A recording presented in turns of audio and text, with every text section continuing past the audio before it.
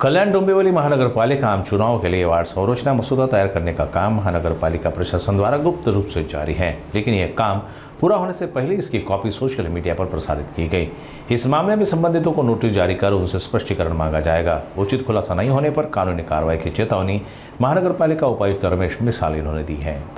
हां, बरं झालं। ॲक्च्युली काय महाराष्ट्र शासनाने आता येणाऱ्या ज्या आगामी महापालिकेच्या सार्वत्रिक निवडणुका आहेत त्याच्या अनुषंगाने 10 जूनलाच प्रभाग रचना तयार करण्याचे नियम तयार केलेले आहेत। त्याला प्रभाग रचना तयार करण्याचे नियम 2025 असं नाव त्यांनी दिलं। नंतर 23 जूनला याचा सुधारित कालबद्ध कार्यक्रम की कशा पद्धतीने प्रभाग रचना किती कालावधीमध्ये पूर्ण केली पाहिजे याचा कार्यक्रम दिलेला आहे। शिवाय त्याचे काही मार्गदर्शक तत्त्व दिलेले आहेत की प्रभाग रचना तयार करताना काय काय गोष्टी विचारात घेतल्या पाहिजेत, जसं की रस्ते, बाउंड्री, प्रगणकगण ह्या सगळ्या विचारात घेतल्या पाहिजेत आणि याचे मार्गदर्शक सूचनांचा विचार करून 31 जुलैपर्यंत आपल्याला प्रारूप प्रभाग रचना तयार करायची आहे आणि ही प्रारूप प्रभाग रचना शासनाला आम्ही सादर करू।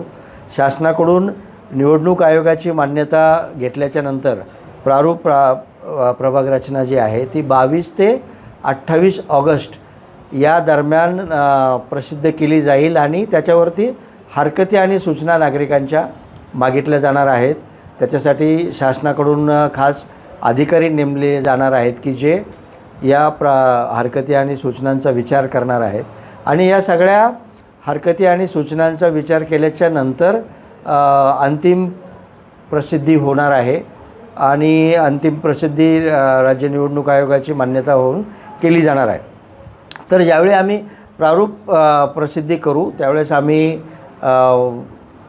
महाराष्ट्र शासनाचे राजपत्र, नंतर KDMCची वेबसाईट आणि जी कोणती मुख्य वृत्तपत्र आहेत आपल्या एरियामध्ये त्या सगळ्यांवरती आम्ही प्रसिद्ध करणार आहोत।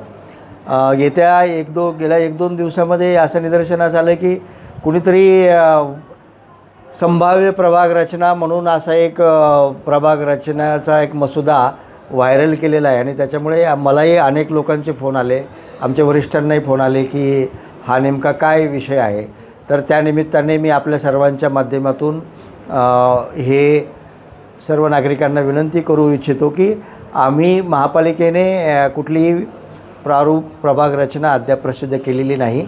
महापालिका स्तरावरती प्रशासनाकडून अत्यंत गोपनीय पद्धतीने हे कामकाज सुरू आहे आणि शासनाने जी कालबद्ध कार्यक्रम निश्चित केलेला आहे त्याच्या अंतर्गत आम्ही ही प्रभाग रचना प्रसिद्ध करणार आहोत। त्याच्यावरती हरकती घेण्याचा आपल्या सर्वांना अधिकार आहे।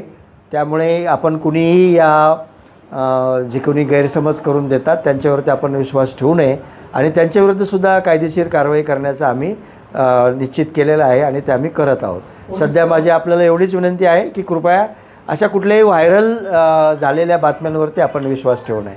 धन्यवाद।